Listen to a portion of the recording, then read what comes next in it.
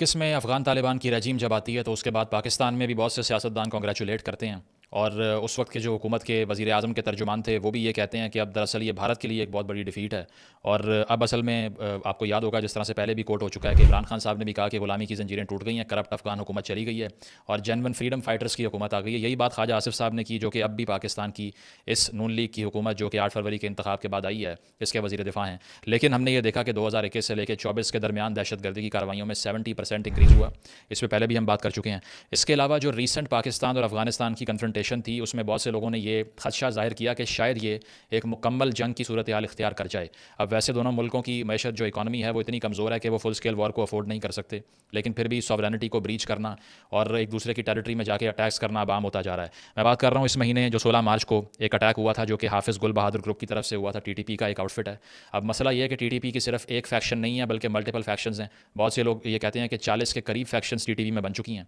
और अब आप किससे बात करें आपको इसका भी इल्म नहीं है, क्योंकि बात उससे होती है जिसकी लीडरशिप एक होती है। जैसे मुल्कों की होती है, वज़ीर ख़ारजा किसी मुल्क का आता है, डेलीगेशन आता है, उससे आप अपनी टर्म्स रखते हैं, निगोशिएट करते हैं। लेकिन यहाँ आप बात किससे करें, ये इतना मैसिव चैलेंज है, क्योंकि अगर 40 के करीब फैक्शन एक ही दहशतगर्द तंजीम के बन चुके हैं तो अगर आप 8 से 10 से 15 से 20 से भी एग्रीमेंट कर लेंगे, बाकियों का क्या करेंगे ये नहीं पता। तो 16 मार्च को गुल बहादुर ग्रुप की तरफ से नॉर्थ वजीरिस्तान में एक मिलिट्री चेक पोस्ट पे हमला होता है जिसमें 7 फौजियों की जान जाती है। पाकिस्तान का थ्रेशोल्ड बिराखिर ख़त्म होता है और वो ये कहते हैं कि इसके बाद हम इस तरह के वाक़यात को बर्दाश्त नहीं कर सकते। 18 मार्च की रात को पाकिस्तान के एयरक्राफ्ट अफगानिस्तान की टेरिटरी को क्रॉस करते हैं खोस्त में, और हमने देखा कि पक्तिका के रीजन में जाके एयर रेड्स होती हैं। और इन एयर रेड्स के अंदर अफगानिस्तान की जो वहाँ पर तालिबान की हुकूमत है वो रिपोर्ट करती है कि कुछ बच्चे औरतों को भी निशाना बनाया गया, जो कि ऑब्वियसली कोलैटरल डैमेज था, लेकिन पाकिस्तान इसको डिनाई करता है। तकरीबन 8 कैजुअल्टीज़ होती हैं। तो इसके बाद ये कहा गया कि अब सूरत हाल बहुत ख़राब होती जा रही है, क्योंकि अगर इस तरह रिटेलिएशन होती रही और पाकिस्तान भी जाके अटैक करता रहा तो यहाँ पर इस बॉर्डर के ऊपर एक फुल स्केल तो नहीं कह सकते लेकिन स्मॉल स्केल वॉर का आगाज़ हो सकता है। अब इस सारी सूरत हाल का बैकग्राउंड क्या है? बैकग्राउंड ये है कि हमेशा की तरह एक हॉरेंडस किस्म की एक फॉरेन पॉलिसी मिस्टेक, क्योंकि हमने ये सोचा कि वहाँ पर जो अफगानिस्तान में इससे पहले हुकूमत थी वो हमारी दुश्मन है और ये वाली दोस्त है, लेकिन साबित इसका उलट हुआ, क्योंकि जितने दहशत गर्दी के वाक़यात इन 3 सालों में हुए हैं वो करज़ई साहब की या फिर इसके अलावा जो दीगर हुकूमतें वहाँ पर आई हैं, जिसमें हमने ये देखा है कि अफ़गानिस्तान की जो डेमोक्रेटिक रजीम्स थी, जब नेटो वहाँ पर मौजूद था, अमेरिका मौजूद था, तो उनसे जब बात कर रहे थे तब भी इतने दहशतगर्दी के वाक़यात नहीं हुए जितने इस गवर्नमेंट के अंडर हुए हैं, जिसको हमने सेलिब्रेट किया। तो अगर सिर्फ 2023 की मैं बात करूँ आपको एक एनालिसिस देने के लिए कि किस हद तक दहशतगर्दी में इजाफा हुआ है, तो 1500 वाक़यात जो हैं वो ऐसे हुए जिसमें 1500 डेथ्स हुई हैं, यानी कि 1500 लोगों की जान गई 2023 में। टोटल 800 के करीब यानी कि 789 दहशतगर्द हमले किए गए पाकिस्तान के अंदर। इसके अलावा 2022 में टीटीपी ने सीज़ फायर जो किया, ये सारी वेव वहाँ से शुरू होती है, क्योंकि सीज़ फायर को उन्होंने ख़त्म कर दिया और कहा कि इसके बाद हमने लड़ना है आपके साथ, ठीक है। इसमें बहुत से प्रोमिनेंट अटैक्स भी थे, जिस तरह 14 फ़ौजियों को निशाना बनाया गया गवादर के अंदर नवंबर में पिछले साल में। इसके अलावा अगर फरवरी की इस साल की बात करें तो सिर्फ एक महीने में 97 अटैक्स होते हैं, 87 डेथ्स होती हैं एक महीने के अंदर। 27 मार्च को भी हमने ये देखा कि नेवल एयर बेस पे अटैक होता है और तुर्बत की जो नेवल एयर बेस थी इस पर अटैक को प्रिवेंट किया गया। और इसके बाद में ये जो वाक़या था हमने ये देखा जिसमें हम वहाँ जाकर रेड्स करते हैं। तो सूरत हाल अब इस तरह से है कि तकरीबन अप्रैल 2022 की बात है जब पाकिस्तान को ऐसी एक एयर स्ट्राइक करनी पड़ी थी जिसमें 47 लोगों की जान गई थी अफगानिस्तान में, क्योंकि तब भी दहशतगर्दी थम नहीं पा रही थी और अब भी ऐसे ही है। तो अब पाकिस्तान ने बिलाखिर ये सोच लिया है कि टिट फॉर टैट रिस्पॉन्स दिया जाएगा, क्योंकि पहले हमने सिर्फ और सिर्फ मुज़ाकरात तक अपनी पॉलिसी को किसी हद तक महदूद रखा और उसकी वजह से हमने रिज़ल्ट ये भुगता है कि आज आकर इतनी बड़ी ह्यूमन कॉस्ट पे करने के बाद हमें वो करना पड़ रहा है जो इससे पहले करना चाहिए था। तो एक जो बड़ी मिसकैलकुलेशन थी वो यही थी कि नहीं, टीटीए और टीटीपी में बहुत बड़ा फ़र्क है, दोनों एक दूसरे को बैक नहीं करते। और अब भी पाकिस्तान के अंदर बहुत से ऐसे तजिया निगार हैं जो कि गवर्नमेंट को कन्विंस करने पर अपनी एनर्जीज़ लगा रहे हैं कि आप ये ना समझें कि टीटीए और टीटीपी एक हैं और आप टीटीए से ताल्लुकात ख़राब ना करें। हालांकि आपका सबसे बड़ा खदशा क्या था कि जो अफ़गान हुकूमत है वो हिंदुस्तान से बात करेगी, लेकिन अब भी बात तो हो रही है, उसको तो हम नहीं रोक सके, लेकिन हमें उसके बदले में जो मिला वो भी यही लाशें हैं जिनको हमें उठाना पड़ रहा है, चाहे वो सिक्योरिटी फोर्सेस की हों या कीमती जाने हैं। ये वो सोल्जर्स हैं जिनकी एक ट्रेनिंग के ऊपर या इतनी ज़िंदगी की डेवलपमेंट के ऊपर स्टेट के करोड़ों रुपए लगते हैं और उसके बाद में एक फॉरेन पॉलिसी मिस्टेक की वजह से उनकी जान चली जाती है, सिविलियंस भी मरते हैं। और अब आकर हम ये देख रहे हैं कि इतना खौफ है, क्योंकि अफगानिस्तान में जो ख़वातीन का जो हाल किया हुआ है कि वहाँ पर स्कूल जाने पर पाबंदी है। इसके अलावा वहाँ पर आपको पता है कि अब रिसेंटली अफ़गान तालिबान की हुकूमत ने ऐलान किया है कि अब चौक चौराहों में कोड़े भी मारेंगे हम ख़वातीन को, जो सज़ा है स्टोन करने की, वो हम दोबारा से बहाल कर रहे हैं। तो किधर गए बहुत से वो लोग जो बता रहे थे कि अब के तालिबान बहुत बेनेवलेंट हैं और ये बहुत अच्छे हैं, ये पहले वाली बात नहीं है, क्योंकि 96 से आपकी ये पॉलिसी है कंसिस्टेंटली इनको सपोर्ट करने की, लेकिन इसके नतीजे में सिर्फ और सिर्फ हमें ब्लो बैक्स मिले हैं और इससे सीखा हमने कुछ भी नहीं है। इसके साथ साथ हमें याद है कि रिचर्ड हॉलब्रुक जो कि डिप्लोमेट थे यूएस के, उन्होंने 2010 में एक बात की थी कि we may be fighting the wrong enemy in the wrong country. West ने हमेशा ये सोचा है कि दरअसल सारे मसले की जड़ जो है वो पाकिस्तान है,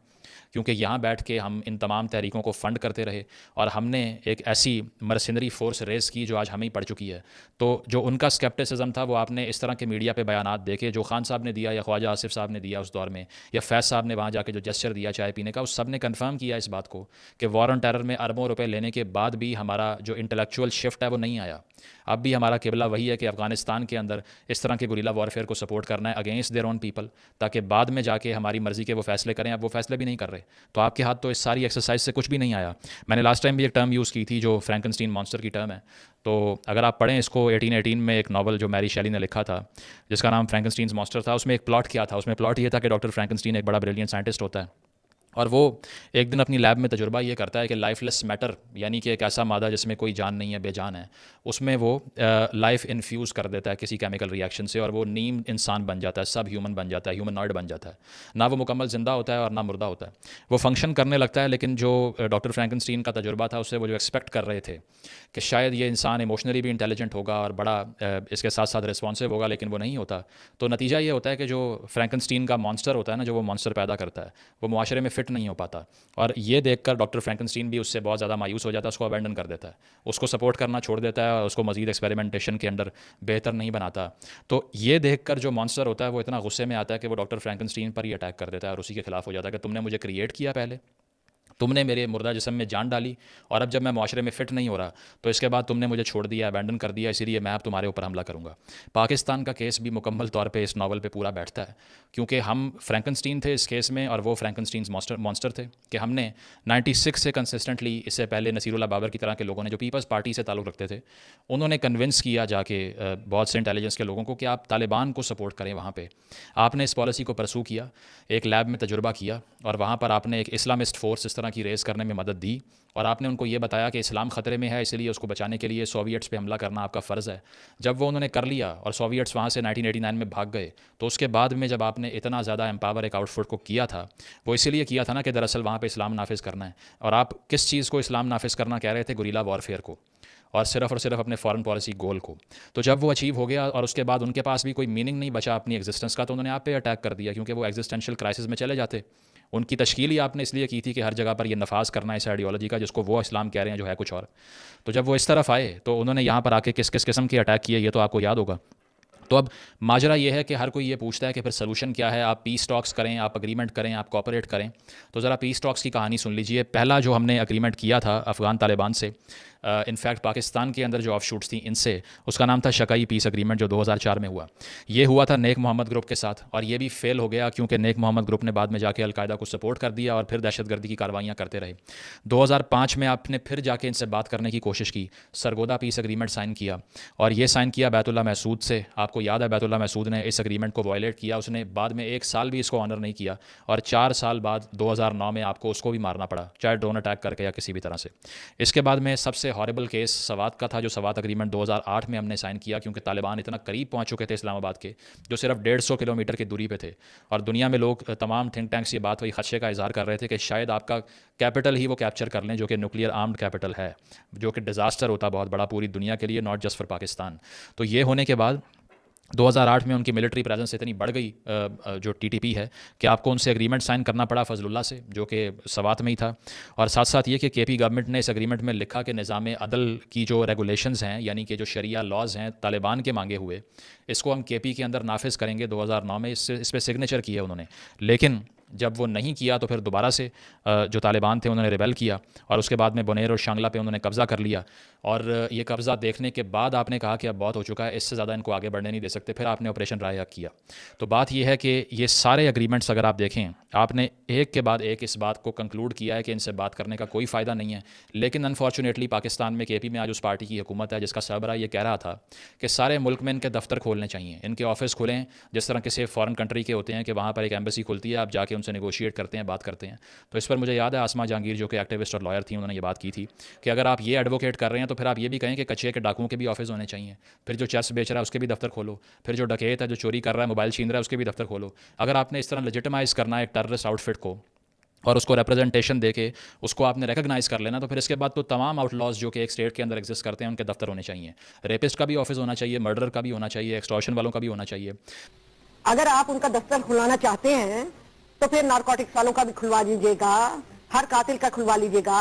मगर इमरान खान साहब ये मुल्क आपके वालिद साहब की जायदाद नहीं है। लेकिन आप ये देखिए कि आज तक ऐसे आर्गूमेंट इतनी आसानी से होते हैं कि हज़ारों जानें आपने दे दी पूरी दुनिया को, आप ये सुनाते भी हैं, लेकिन